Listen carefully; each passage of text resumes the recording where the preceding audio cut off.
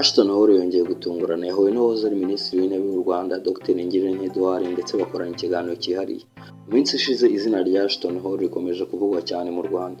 Uyu munyamerika wamamaye ku isi kubera inama atanga ku buzima bwiza, imyitozo ngororamubiri ndetse no gushishikariza abantu kwihangira imirimo, yakomeje ibikorwa bitandukanye kuva yagera mu Rwanda.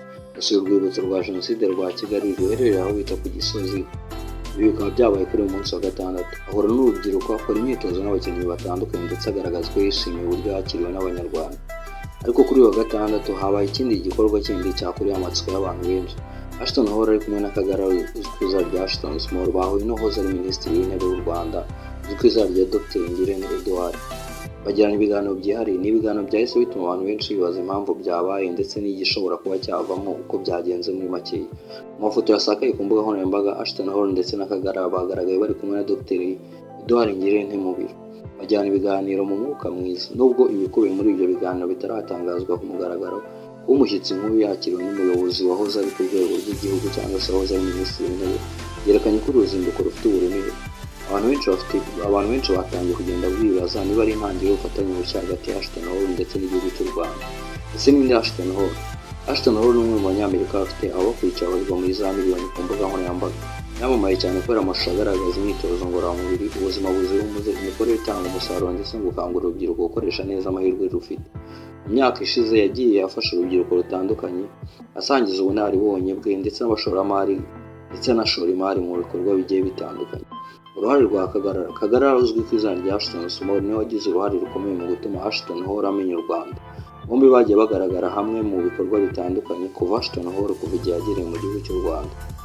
Ashton Hall yanahaye Kagara inkunga y'amafaranga agera ku $5,000 by'amadolari y'Amerika kugira ngo amufashe kwiteza imbere ndetse no kuzamura ibikorwa bye, naho akaba yagira ikintu kizima akora mu buryo bw'ishoramari cyangwa se akaba yagira business ashinzwe. Byatumye benshi babona ko ubucuti bwabo bushingiye ku gushyigikira ndetse no guteza imbere impano. Impamvu y'iyi nama ikomeje gukurura amatsiko. Mu Rwanda si ibisanzwe ko umuntu uzwi ku rwego mpuzamahanga ahura n'uwahoze ari Minisitiri w'Intebe mu gihe cy'uruzinduko ndetse rutamenyeshejweho ibintu byinshi cyane. Niyo mpamvu abantu benshi bakomeje kwibaza niba hari umushinga mushya uteguwe. Hari abakeka ko ibiganiro byaba byibanze guteza imbere siporo ndetse n'ubuzima bwiza. Abandi batekereza ko hashobora kuba harimo no kurebera hamwe uburyo bwo gukomeza kwamamaza u Rwanda ku rwego mpuzamahanga binyuze ku barukurikirana. Ashton Hall hirya no hino ku isi, ariko kugeza ubu nta ruhande ruratangaza ku mugaragaro ibyo baganiriyeho. Bityo ibyo byose bikomeza kuba ibitekerezo by'abantu aho kuba amakuru yemejwe nk'ukuri. Uruzinduko rwe mu Rwanda, kuba yajya mu Rwanda, Ashton Hall yakomeje kugaragaza ko yishimiye igihugu yasuye ndetse akaba yasuye n'urwibutso rwa Kigali rwa Jenoside bibuka cyangwa se urwibutso rurimo inzirakarengane z'Abatutsi baje kwicwa mu mwaka w'1994 ubwo habaga Jenoside yakorewe Abatutsi ruri ku Gisozi. Yinomera inzirakarengane zazize Jenoside yakorewe Abatutsi mu mwaka w'1994. Anandika ubutumwa bw'ihumure mu gitabo cy'abashyitsi. Yanahuye n'abakora imyitozo ngororamubiri, agerageza ibikorwa bitandukanye ndetse ashimangira ko u Rwanda ari igihugu gifite amahirwe menshi y'urubyiruko. Ubutumwa bwe yakomeje gushishikariza urubyiruko kwizerera mu nzozi zarwo ndetse no gukora cyane. Ibi bisobanuye iki? Nubwo tutaramenya ibyaganiriweho muri iyi nama, kuba Ashton Hall yakomeje kwakirwa mu nzego zitandukanye bigaragaza ko uruzinduko rwe rwitabiriwe cyane.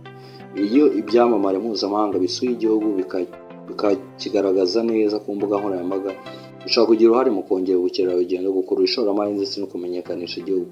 Niyo mpamvu benshi bategereje kureba niba muri iyi minsi hari andi makuru azatangazwa ku musaruro w'ibiganiro bya bombi. Uruzinduko rwa Ashton Hall rukomeje gusiga inkuru nshya buri munsi. Nyuma yo gusura ahantu hatandukanye no guhura n'Abanyarwanda, ubu yongeye guhura n'uwahoze ari Minisitiri w'Intebe w'u Rwanda Dr Ngirente Edouard mu biganiro byihariye. Nubwo ibyaganiriweho bitaratangazwa ku mugaragaro, ariko amaso y'abantu benshi yakomeje kureba niba hari umushinga mushya uteganijwe cyangwa se ubufatanye buzamenyekana buhari mu minsi iri imbere. Niharamuka habonetse amakuru mashya cyangwa irindi tangazo risobanura ibyo biganiro n'icyo byari bigamije cyangwa icyo byaje kugeraho, ubwo hazamenyekana neza icyo inama yari igamije kugira ngo igereho. Kugeza ubu icyo dushobora kwemeza ni uko habaye inama hagati y'abo bombi, ariko ibikubiyemo byo ntibiratangazwa.